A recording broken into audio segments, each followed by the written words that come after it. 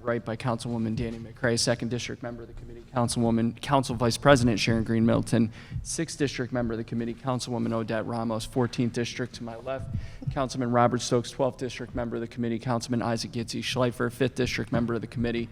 On behalf of Mayor Brandon Scott, Natasha Mihu, Sophia Grebwiat, Nina Themelis, on behalf of Council President Nick Mosby, Nate Poole, and Matt Stegman. To my immediate right is Marguerite Curran, staff to the committee. Next up is Department of Finance, Director Raymond. If you would first please introduce your team, specifically name and position title, and then you can jump right into your presentation, sir. And I'm going to ask you, how many slides you have, Director? Maybe 13. I'm going to ask you to keep the presentation about 20 minutes. Thank you. Take it away. I'll allow my staff to introduce. Oh, I'm sorry. Yeah, I'll allow my staff. Sorry, one other thing.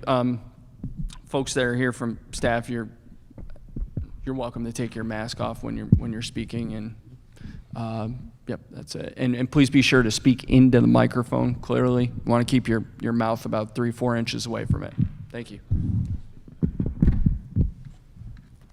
Good morning. Oh, you can just introduce them, so it's quicker. No offense. Yeah, so I know all you folks, and you're all wonderful. So, Deputy Director Joanna Mositas, Ms. Johanna Collada.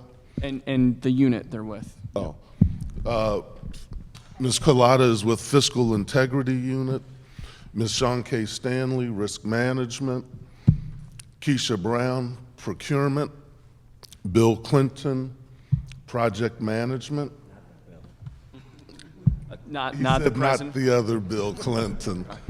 Bob Sinemy, Budget Director. Oh, I'm sorry. Ms. Carla Neely, didn't see you there. With Bureau of Revenue Collection.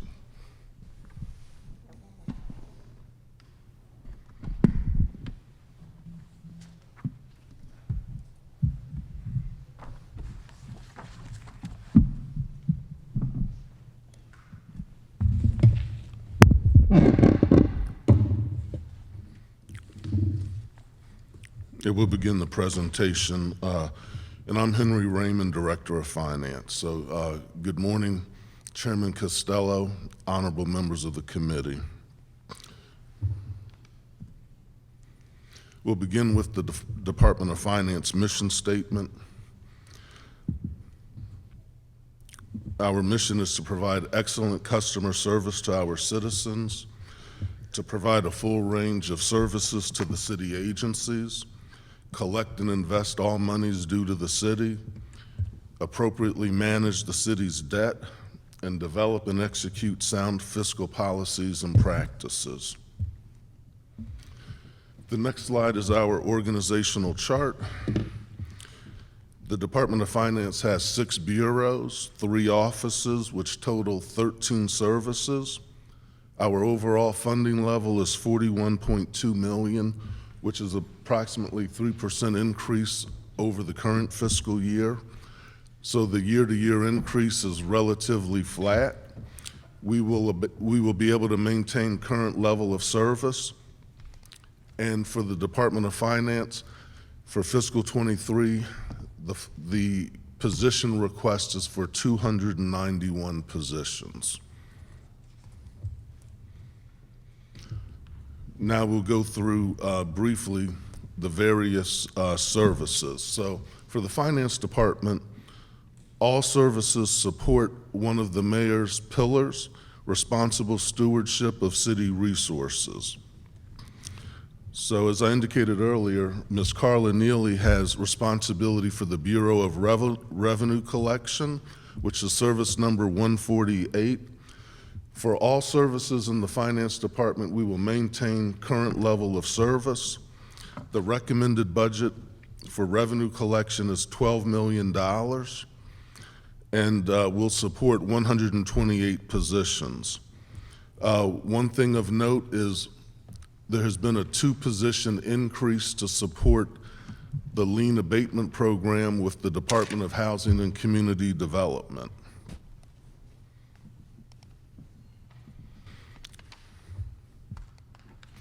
Moving to Treasury and Debt Management, which is service number 150. The recommended funding amount for fiscal '23 is $1.3 million. This is a general fund bureau and has 9 positions. And again, they'll maintain current level of service. Moving to slide 6, Administration Finance. This is service number 698. Essentially, this is the executive direction and control for the finance department. There are 12 positions in this section, and the fund source is general funds.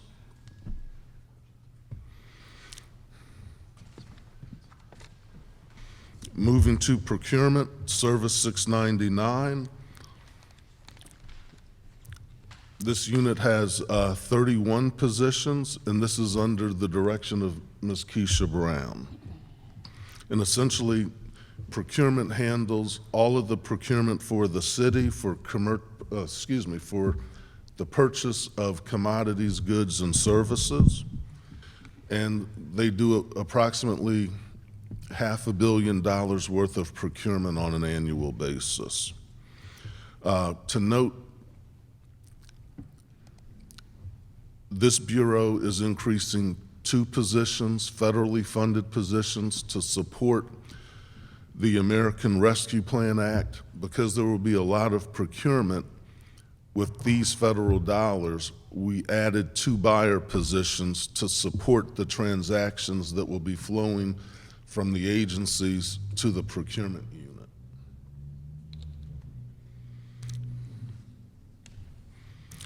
The next service is Service 700, which is surplus property disposal. This is a special fund unit comprised of 2 positions, and the recommended funding amount is $163,000. The purpose of this unit is to provide for proper disposal of surplus property. And as the note indicates, from fiscal 12 through 19, this service has generated a total of $5.1 million.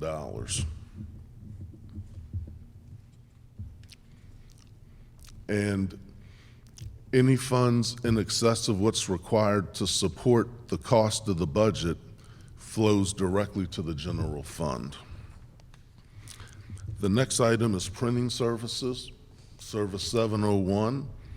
This is an internal service fund, contains 17 positions, and essentially this is the unit that does all of the print work for the city and a large amount of work for the Baltimore City Public School System. And as you can see from the note, it includes printing, graphic design, copying, document scanning, etc.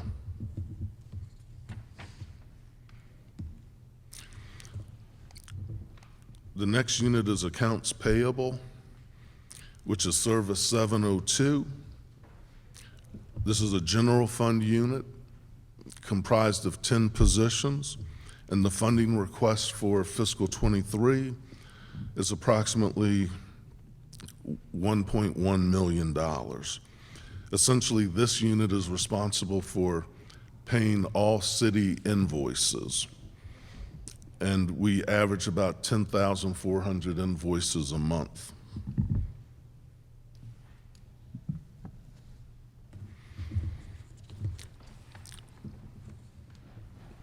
The next slide is Payroll, which is Service 703. This is a general fund unit comprised of 15 positions.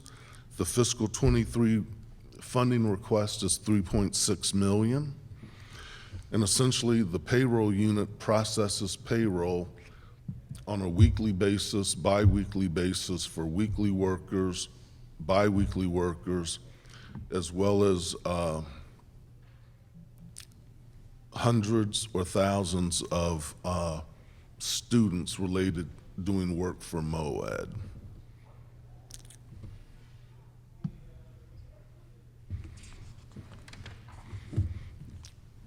Accounting, Service number 704, is a general fund unit. made up of 27 positions. The fiscal 23 funding request is $3.2 million. And essentially, this is the guts of the Bureau of Accounting and Payroll Services. This is where the annual comprehensive financial report, it used to be referred to as the CAFR, Comprehensive Annual Financial Report. It's now referred to as the ACFR. So this is where the ACFR is prepared, where all the audit findings are resolved.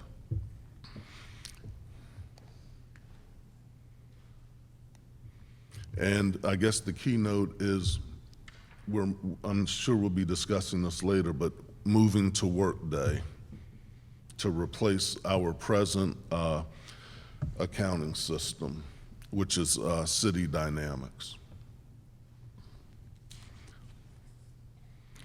Risk management, which is service number 707. This is an internal service fund made up of 14 positions, and the fiscal 23 funding request is $4.2 million. So this unit handles our risk management, our insurance policies, and tries to promote employee safety by reducing injuries and coming up with recommendations and strategies to reduce potential risk, whether it's employees driving vehicles, working in icy conditions, et cetera.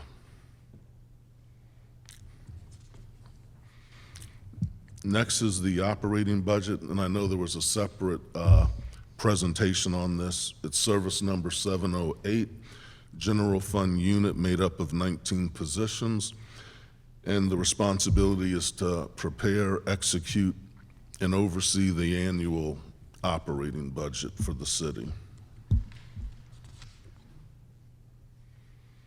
Next, we have fiscal integrity and recovery, which is service number 710.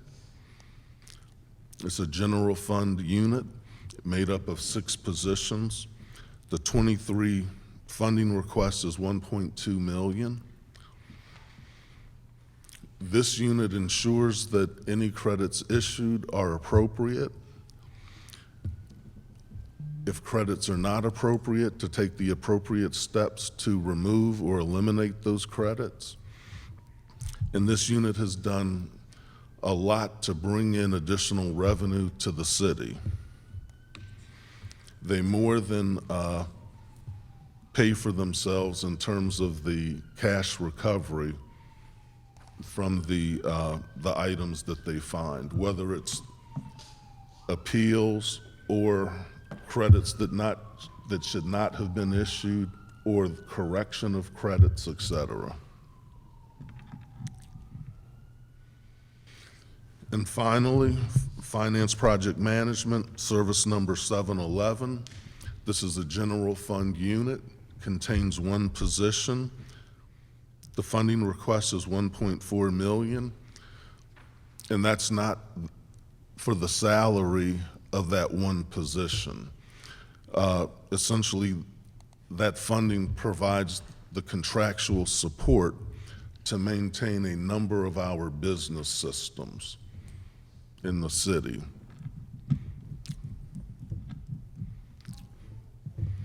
And with that said, I guess we'll open it up for questions or comments. Thank you, Director Raymond. First question, Councilman Slifer.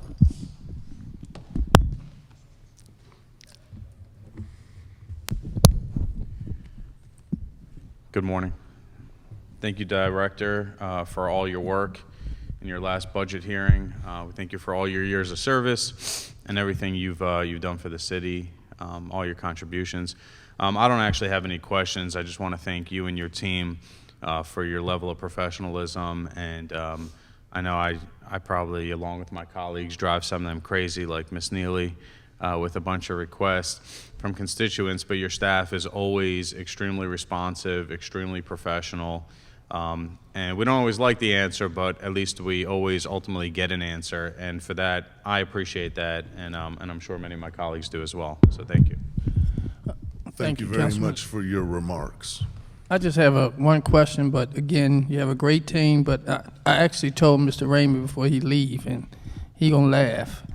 If they don't clone nobody like him, it's gonna be very difficult. So I wanted to share that with him. But I know a lot of times, Director Raymond, we have getting calls about how our subcontractors, how they get paid, and I know that's been an issue for a while. Can you explain now how it has changed? Because I have gotten some good response backs from the subcontractors now. The timing of them getting paid is a little different than it used to be. And again, it's because you and your staff, how hard y'all work to make sure that happens. Because that's important to small business owners in the city. Because if they don't get paid on time, you know, sometimes they out of business. So could you just kind of give us a detail on how that has changed so much? Thank you. Yeah, well, thank you for the question, Councilman Stokes. The administration recognizes the importance of paying its contractors in a timely manner. Under the direction of the city administrator, we created what's known as the Prompt Payment Initiative. So when we started this initiative in March of 2021, there was approximately $21 million of invoices greater than 30 days old. As of yesterday, we had reduced that by 56% to 9.1 million. Now, remember, it's not the same 20 million because invoices come in, they get paid, other new invoices come in. So the point is that we've reduced the backlog of invoices greater than 30 days by over 56%. Now, how did we get there? The city administrator had ongoing meetings with the agencies, like a town hall with all the city agencies. So there was a lot of coordination and collaboration among the agencies. Within the Department of Finance, within the Bureau of Accounting and Payroll Services, we actually set up schedules where we could meet with agencies that had particular invoicing issues with particular vendors. Now, when I say particular vendors, the vendors might change from time to time. You know, this week it might be Smith and Smith. Next week it might be Jones and Smith, et cetera. But we reached out to the agencies to have weekly meetings to dive into the nature of the issue to resolve it in a timely manner. And that's been working successfully. Part of what we had to do was reach out to the vendor community to reiterate to them how to properly submit invoices. Some of the issues we experienced were handwritten invoices that could not be read by our equipment, invoices submitted multiple times, which slowed the process down because you have to weed out all of the duplicates.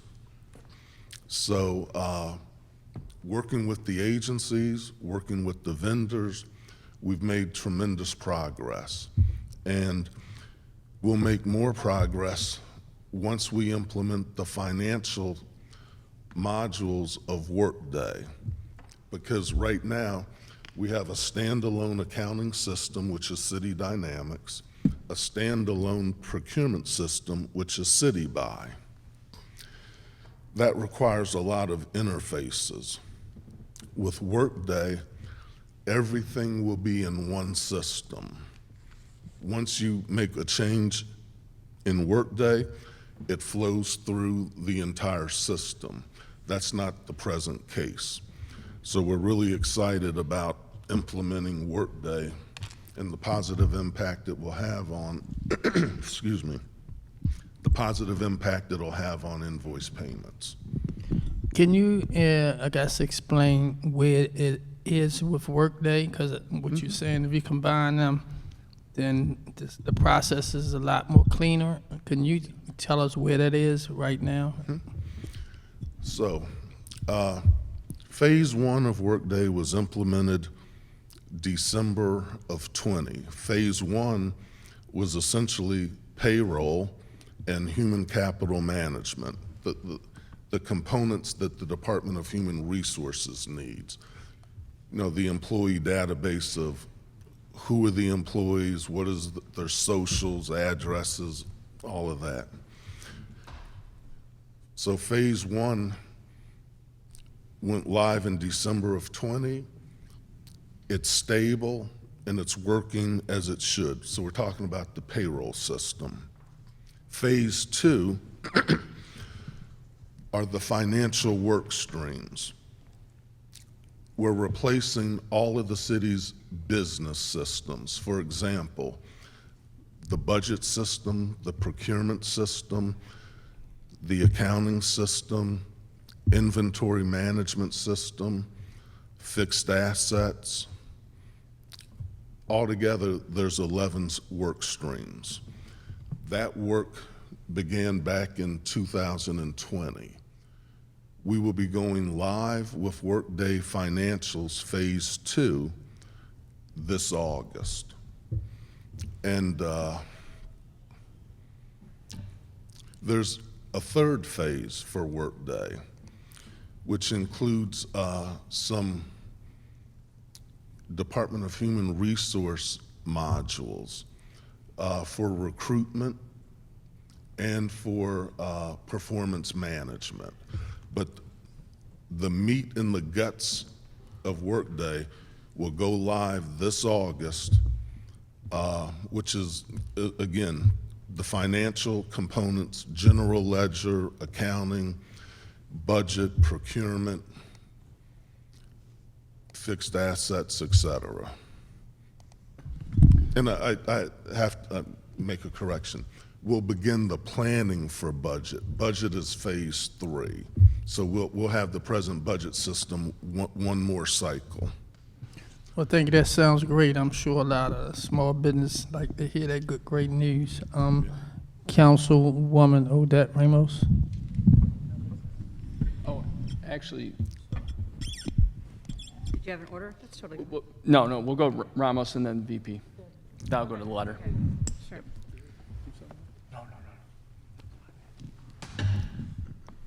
Thank you, Mr. Chair and colleagues, and thank you, Mr. Raymond. Also want to echo my colleagues. Thank you very much for your service to our city. Also, thank you for you and your office's evolution on tax sale in terms of, making sure that we're helping to protect our residents from tax sale. And I'm glad that we've got a lot of participation from your office in the tax sale work group and moving forward. So I'm grateful for that. Thank you so much. Yeah, thank you very much. So I did have some questions related to that. Well, first of all, before I go into that, the cashiers in the front office obviously do a great job. I just was wondering how many speak Spanish or any other language? I'll defer to Ms. Neely. She's asking how many of our cashiers in BRC speak Spanish? I don't believe any, but we do have our call center where if there were questions, I can't remember, it's called. I think, excuse me, I think you have to speak into a Look, microphone. speak into the microphone. Yeah. Oh. Good morning. Thank you for the question. It is my understanding that none do. But through the call center, we have something, forgive me, it's called language something. Language line. Thank you. And with that, pretty much any language that is spoken, someone can translate for them and then help them through the process. But that's what we have currently. Is there a plan to recruit folks who speak other languages? Language line is fine. Correct. It's not the same as having somebody who actually knows how to speak the language. Absolutely. We actually have a position open, so we will look at that and consider that to the utmost. Thank you for the question. I appreciate that. Thank you very much. And same general idea with the cashiers. Has there been some ideas of how to maybe stagger shifts so that maybe folks can be available after normal business hours, so it's easier for folks to come down and pay the bills and everything else? Has that been considered, and will you be considering that for the new fiscal year? Thank you again for the question. At this point, that has not been considered, but we are implementing a payment system that will have much more expansion than what we currently have. And so, of course, you'll have mobile payment. We're looking at kiosks to be put in buildings throughout our city buildings so that the kiosks can be used during the hours that those buildings are open. Some, I think, are open 24 hours. We also have tons of retail places where individuals can actually make payment. And so even though there may not be staggered shifts within the building, there are other opportunities during non-business hours of the city where payments can be made. Yeah, we still have a lot of people who aren't banked, and so they are going to bring a cashier's check or whatever instead. So we are going to need to have that in person for a while. So hopefully that can be something that can be considered. Yes. One thing that I also looked at, quite a number of our individuals use the lockbox that is there in the lobby. And so I was looking at a process through the Department of General Services to be able to get a slot, a mail slot, where payments can be made 24 hours a day, 7 days a week. Yeah, So unfortunately, we've had some instances where checks went into the box and floated away and became somewhere else. So we want to have a better system if that's possible. my apologies for those situations. Yeah, it's all been resolved, but thank you, and thanks to your office. But yeah, it's unfortunate, especially when we're dealing with tax sale, if a check is missing. So hopefully that can be considered at least, not, I'm not talking about 10 o'clock at night, I'm thinking 7 or something like that, where it's, so folks can come down after hours. So okay. I do appreciate that. Okay. And then again, related to sort of the revenue collections, tax sale, we did, again, thanks to all of you and thanks to the mayor's office, take homeowners out of tax sale again this year as we go through the process of reform. That doesn't mean that they're not supposed to pay their taxes. We know that they're then, outstanding liens, and we want to work with them on making sure that those get paid. So has finance come up with a plan to help folks? I mean, I know in my district, and I've sent information to my colleagues about the Homeowners Assistance Fund and other types of programs, but I do think we're going to need some one-on-one with some of our residents. So I'm curious what other steps that the department has taken to be able to collect that revenue and help people pay their taxes. Okay, so at a high level, we have implemented a couple of new programs to give homeowners relief. One of those was sponsored by Councilwoman McCray. That's right. And as you just mentioned, we have the new tax homeowners program where we were able to remove all owner-occupied properties from tax sale for this year. I believe we are strengthening the ombudsman position within the Department of Housing and Community Development to provide more service. We're doing more reach-out activities with some of the nonprofit groups that assist homeowners. I would think that's the majority of it. We are not in a position to make funds available to pay right. Well, I'm thinking tax more, bills. Yeah, no, I'm thinking more around, you have the list of homeowners. I have the list of homeowners. We all have the list of homeowners. So is there specific reaching out? Is it regarding that? And I'm excited about the program that was implemented by the previous council. It's also oversubscribed already. So just trying to figure out if finance is actually being, reaching out to those residents. I know that we're working with the nonprofits and others as well, which is super important.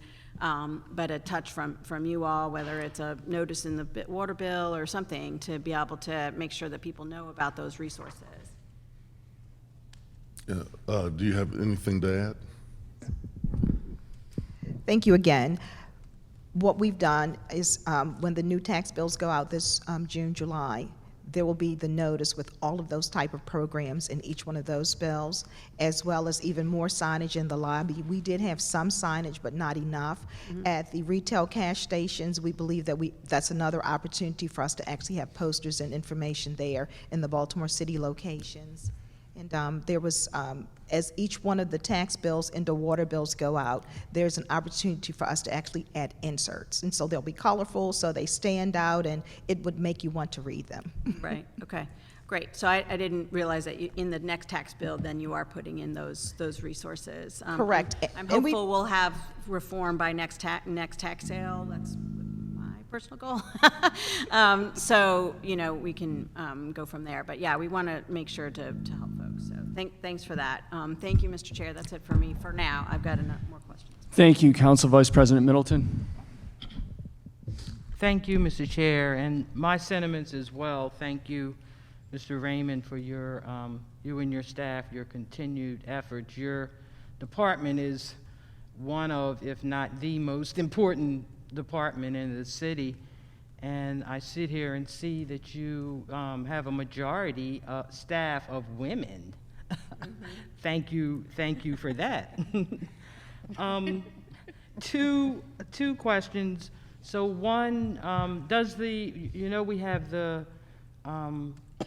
I got past the Security Deposit Relief Act, the up to $2,000 for renters. Does that come through your office as well?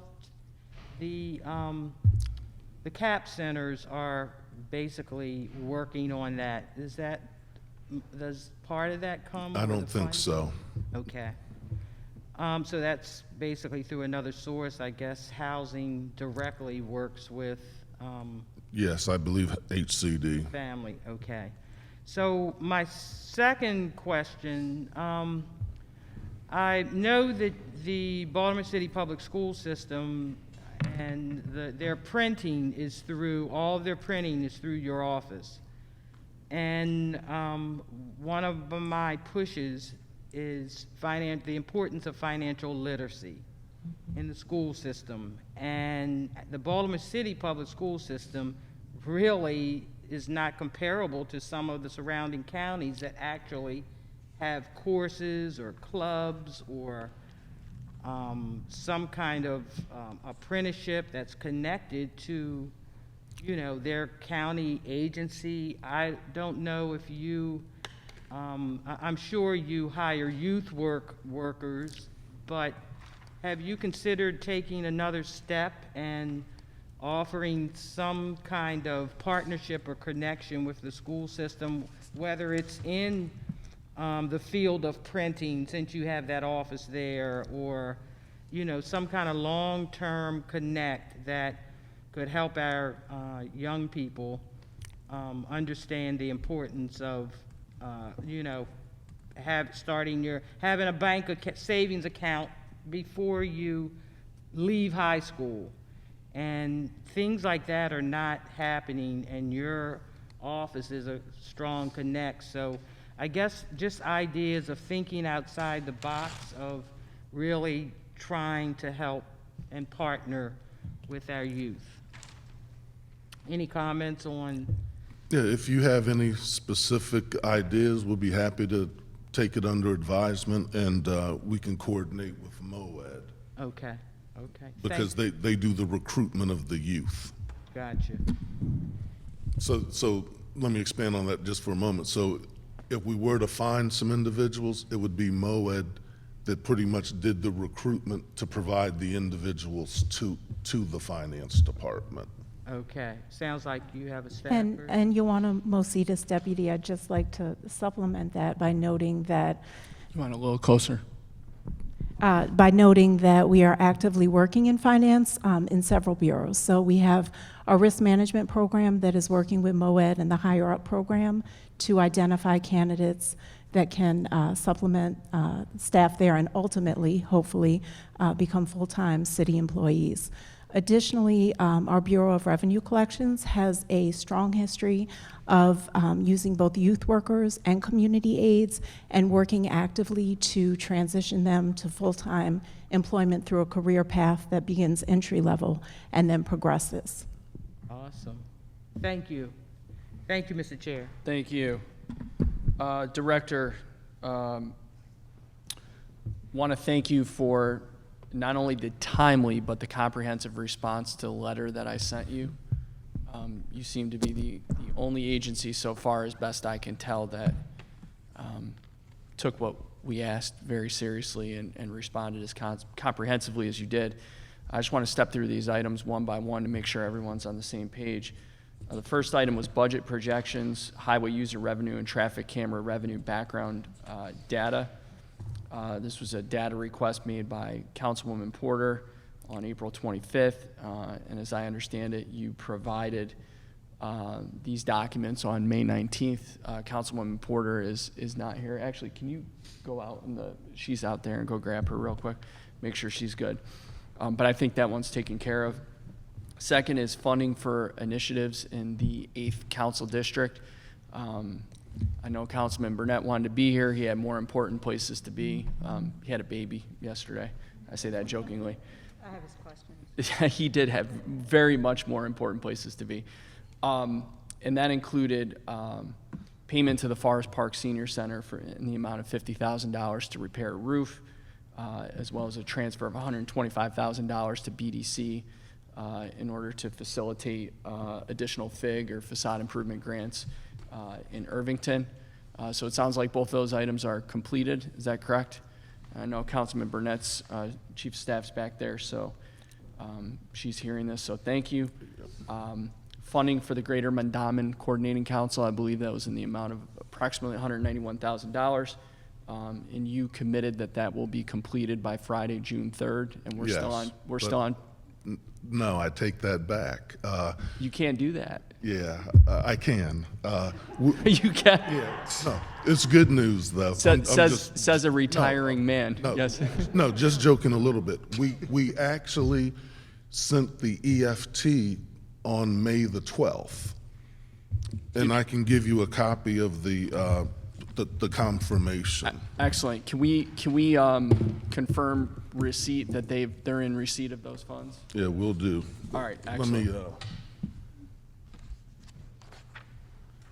Outstanding. All right, we'll run this by the councilman. Excellent.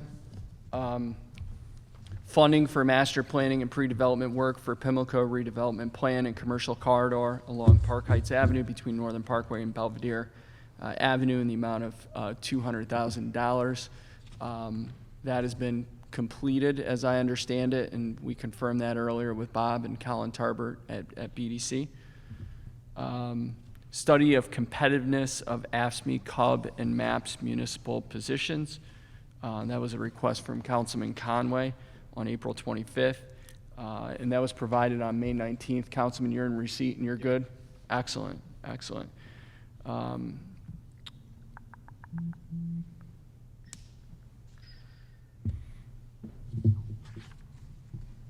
Analysis of funding and authorizing additional revenue generating positions. You all completed an initial analysis based on this request. And you have sent that information. That was at my request, and I have not reviewed that, so I will make sure I do that before the end of this hearing. And then finally, there was an issue with some CBOs, and my understanding is we'll be meeting this week offline. Correct. Myself, you, possibly Bob, and the mayor's chief of staff to work through what we need to do to get to resolution there. And I believe that is everything. So Correct. thank you very much. Real quick, Did anyone, yeah, we're not closing out, but did anyone else have anything that was outstanding from finance from last year or from the budget briefings? Excellent, you're batting 1,000. Did you have a question on that, or I did have one other question? I do. I have to run a little bit. Yeah, go ahead, Conway. Thank you, Mr. Chair, and thank you, Director Raymond. It's been a pleasure working with you for many years now. It seems time flies. I remember when I first started at the city, and you were the deputy director then, and you know, really appreciate the work that you've done, and just keeping us steady and smart about our finances. I had a question about a longstanding issue that we've had around accounts payable. I just wanted to, if you could just give us a quick synopsis on what's going on. I know we've been struggling with this issue for a long time, so it's not new. I just wanted to know how we're tackling the issue, what are some of our options on the table, and what can we do? I'm sorry if you can't hear me. What we're doing around accounts payable to increase the percentage of time that we're paying folks on time. I know it's been a big issue for contractors who then decide not to take city contracts in the future. So just curious on how that's going, what we're doing, and what our options are. Okay. Yep, thank you for your comments, and thank you for the question. I addressed some of this earlier, so I'll try to be brief and then give some more details. We recognize we had a lot of payables outstanding. We convened a prompt payment initiative chaired by City Administrator Shorter. This was in March of '21. Since that time, agencies have been meeting, collaborating. We've been able to bring the dollar volume from almost 21 million down to about 9.1 million, which is about a 56% reduction. We've been doing outreach and training with the vendor community. More importantly, we've been hiring additional temporary staffing within the accounts payable unit to assist with the processing of invoices. Also, we set up a process where agencies that need particular assistance in addressing particular vendors, we meet with those agencies on a weekly basis to walk through the specific issues related to those invoices. And that could run the gamut from the purchase order was closed, needs to be reopened, needing to go back to the Board of Estimates for additional funding, need approval for change orders, whatever the issue might be, so that we can expedite those payments. As I was indicating to the committee earlier, we believe the ultimate solution is Workday. Now, Workday is not going to save everything and do everything. It has to be used appropriately. But from a technology perspective, we'll be moving from two different systems, City Dynamics and City Buy, that don't talk to each other except through an interface. So with Workday, everything will be in one unified system, which will make it a lot easier to observe, identify, and understand where any transaction is in the process. So right now, if you want to know what's the status of a requisition or a purchase order, you have to go look in City Buy. Then you have to go to City Dynamics for the payment history. With Workday, it will all be right there in front of you. So it'll make all employees much more efficient, whether it's a fiscal clerk in an agency, a procurement clerk in an agency, or the agency head that's trying to get insight into what's the status of a particular vendor or payment issue. So with Workday, there's been a tremendous amount of training, both on the financial components as well as the procurement components. So we believe that Workday will help tremendously in improving the payment terms. The goal is to pay within 30 days. I believe right now we're like 64% We want to get it up to 100%, and we're going to continue to put focus on late payments until we can eliminate the backlog, because we recognize the challenges that this presents to the vendors in terms of cash flow, especially our MBEs and WBEs. Awesome.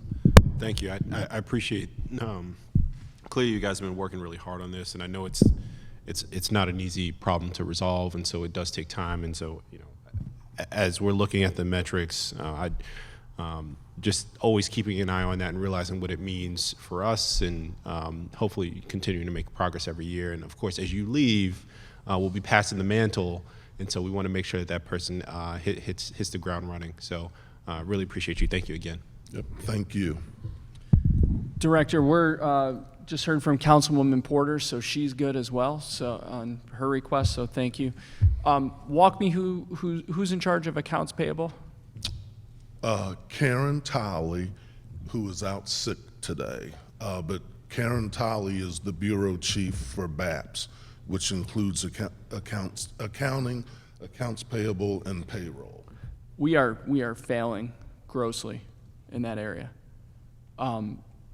We have vendors that reach out to council members that have gone 3, 4, 5 months without payment, and it takes a council member's intervention to force payment to be made. I'd like to sit down with that individual. Do you know when that person's going to be back in the office? Next week. Next week. I just want to be clear. If I were a vendor doing business in the city of Baltimore, I would no longer do business with the city of Baltimore if I didn't get paid for 3, 4, 5 months, because running a business, you have expenses, there are other considerations, and it has become impossible to do business with the city of Baltimore. And the city of Baltimore has not followed through on its commitment to pay vendors in a timely fashion. And I'm inclined the next time that I get a vendor that reaches out to me that's 3, 4, 5 months past due, my immediate reaction is to no longer reach out to finances, to just call an investigative hearing in public. That's how irritated I am with the job that individual is doing over there. And I just want to make that clear for the record. And that is no condemnation of any of the people that are here. I have wonderful working relationships with many of you and think the world of you. But we are grossly, grossly failing in that area. And I hope that is a priority of the administration's government relations. I hope you can convey that back to the city administrator, the chief of staff, so on and so forth. Bob, I know that you're acutely aware of this, and it's something that really needs to change, and I hope it's something that your team's focused on. I appreciate it. Colleagues? Councilwoman Ramos.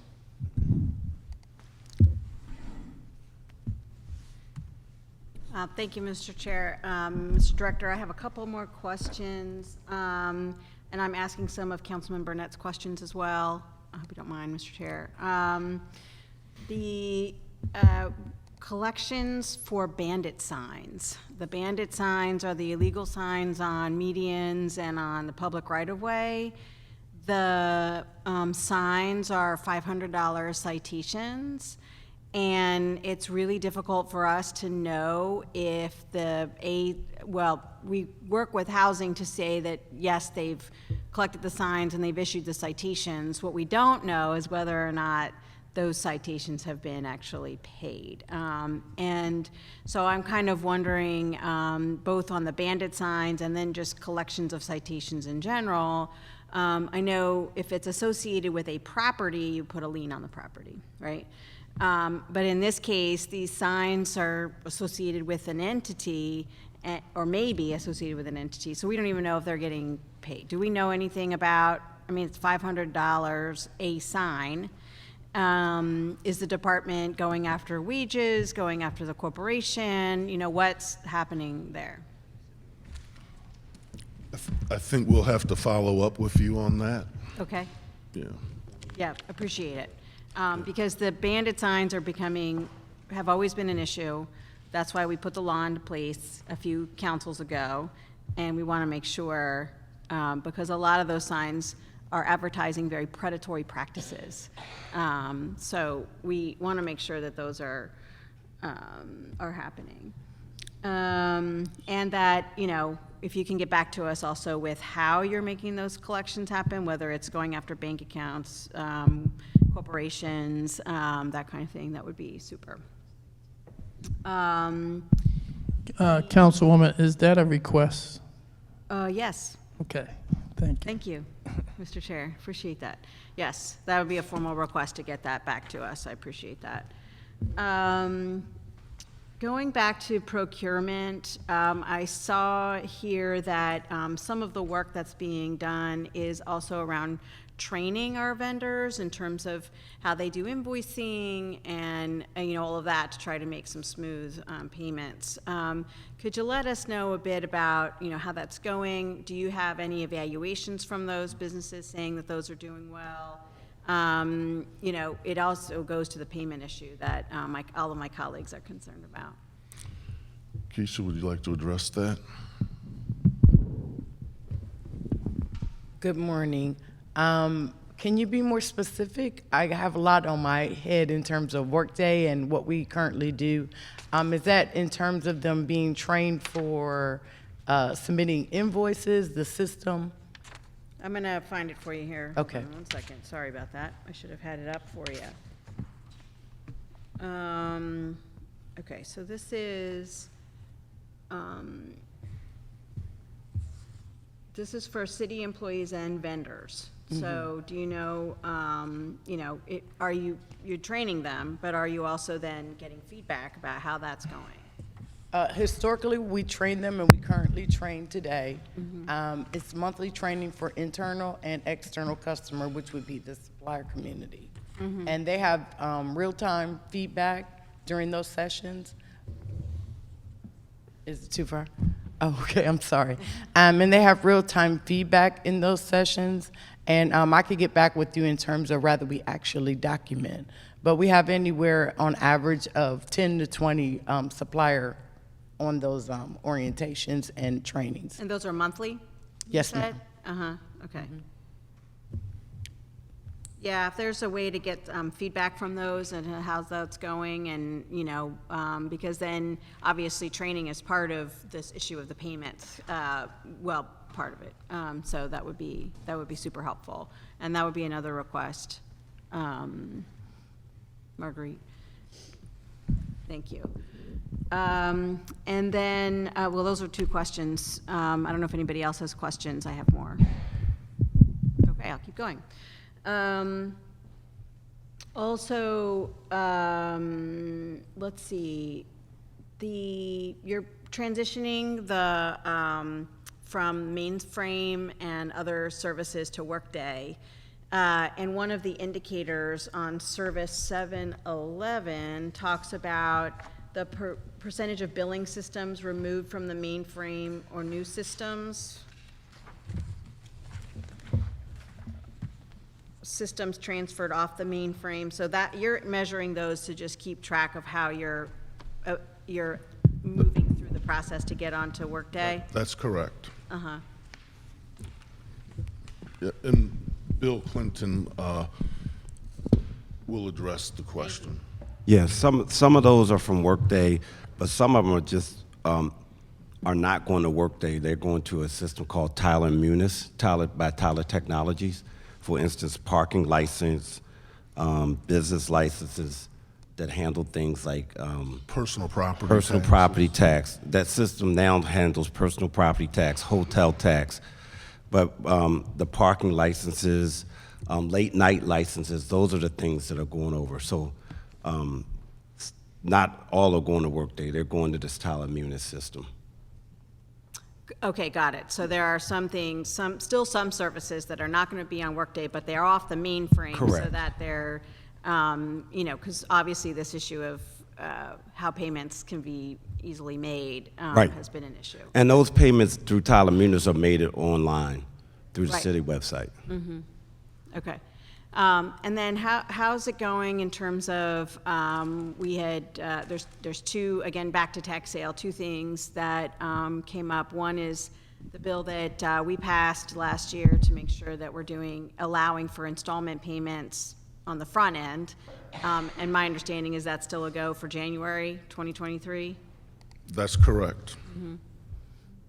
And then the General Assembly just passed legislation to allow us to do payment plans in arrears. Now, we still have to pass a law to have criteria and stuff about that, but I wanted to make sure you knew about that. It's House Bill 1196, and it also has other reforms in that bill that allow us to take homeowners out. Again, the council still has to pass laws, specifically for local, but that is part of our tax sale reform effort. I'm really looking forward to the new payments systems as well, because I know that some of our,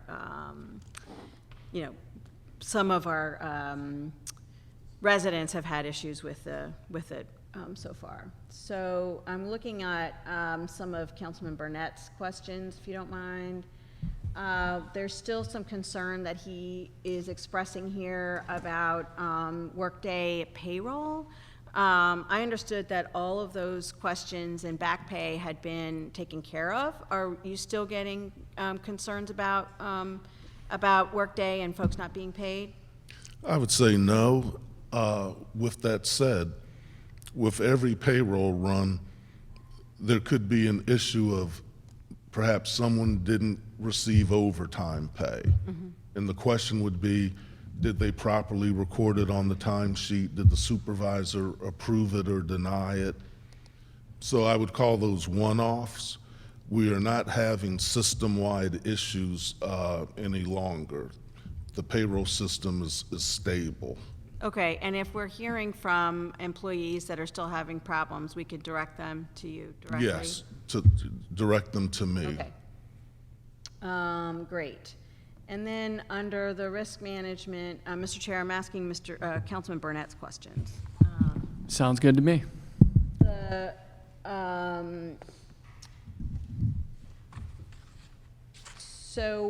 Under the risk management piece, under employee injuries, those employees that have had drug screenings, what percentage come back positive, and how much impact does that have on agency vacancy rates? Yep, Ms. Stanley. Because also, we understood that there was no screening now on marijuana. They're still screening on the other drugs. Is that correct? I'll defer to Ms. Stanley. Good morning, everyone. Hi. Hello. Good morning. So your first question regarding the impact on vacancy employment rates. We are currently working on that now. So risk management has entered into a project to review the random process. I'm sure that everyone here has heard of some sort of inequity in the random drug screening process. So since I've been here, I've taken the initiative to start to look into that process just to see if it's a system issue. I've actually spoken with our project manager, Mr. Clinton, recently about this to work on this and BSIT to address the issue. One of the things that we're noticing is that from our standpoint right now, it has not had an impact on the vacancy rate with the employees, because what does happen is once they test positive, they are then referred to EAP, and then it's addressed in that manner. So if there's any impact on the workforce, it's minimal, unless that person then tests positive again, and then it's up to the agency to enact any discipline. We only will suspend the driver. Also, what was the other question? I'm sorry, because I was about to go on. No, so you were moving in that direction where it was about, how it impacts vacancies. Yes. So if I understand correctly, there's drug screening, then they're given a chance to not have to, so it's not fired right away. It's not fired right away, exactly. It's a progressive discipline process that is meted out by the agency. So the only thing that we will do is stop the employee from driving a city-owned vehicle. And then the agency, again, will refer them to EAP. When it comes to the marijuana testing, Right now, there's two types of testing that's taking place. There's for the regulated, which are the CDL drivers, and then the non-regulated. So non-regulated Class C drivers, which most of us are, they're only tested, they are still drug tested because they are within that sensitive class in the substance abuse manual. So per the AM manual, they have to be tested. So they are not exempt from that process. Okay. Anyone who has a medical marijuana card has to present the card prior to testing, so that once they go to the occupational health facility, they are aware of that, and so that component is excluded from the drug test results. All employees who have a city permit card can be tested on a quarterly basis. The regulated drivers, which are the CDL drivers, they are drug and alcohol tested, and they are tested quarterly as well. I'm probably going to give you just a little more than you need to know, but that's also part of the inequity there, because as you can tell, the Class C drivers are only drug tested and not alcohol tested. So we're actually looking at that and revamping that so that there's equity across the board for all of the employees, and they are tested at the same level. For some reason, I thought we weren't testing for marijuana anymore. You want to take that one? Okay. Because it's it stays in your system for 2 weeks, and I just want to perhaps offer a clarification. There's a process upon hire, and that process of drug testing or background checks is actually done through the agency HR and central DHR. That process is separate from the random drug screenings for which risk is responsible for. So at hire, I believe there is a change in terms of the screenings that are done, and DHR would probably be in the best position to respond to those questions about what's currently happening. We see them later, so, okay. Okay, I didn't realize that there was a difference in terms of how we were treating that, okay. Thank you, Mr. Chair. Thank you. Council Vice President? No further questions. 2 comments. One, Director Raymond, your staff are incredibly responsive, and I deeply appreciate it, especially Ms. Reed, Joanna, Mr. Riker. I know we don't always see eye to eye on tax credit related issues, Ms. Neely, but they are incredibly responsive. So I feel like it's important to say that, especially in light of the comments I made earlier regarding, the accounts payable piece, and those folks are responsive in that division as well. It's just that, we're not getting the results. So, but I do want to thank you for that. Every time that I reach out to you, I get a response within hours, and my constituents somehow find a way to get taken care of, and I deeply appreciate that. That's the first thing. The second thing, I want to thank you for an exceptional career of public service and integrity and quality of work to the city of Baltimore. The entire city should be deeply grateful for your service to the city. I have genuinely appreciated the opportunity to get to know you, become friends with you, work with you over the years, and it has been nothing short of an absolute pleasure, especially considering your arid, dry humor. So I do, that's probably an understatement, but deeply appreciate it, and I hope that the mayor and the administration can stretch your time out with us as much as humanly possible, and look forward to celebrating over a beverage at Sidebar when it's all over. And also great selection of budget director. I've already said that like 5 times, so I won't belabor it. With that said, we're now in recess. Colleagues, we have lunch at 12, which is already in the current room, and then we are back at 12:30 sharp for DHR and the Office of the Labor Commissioner. Thank you.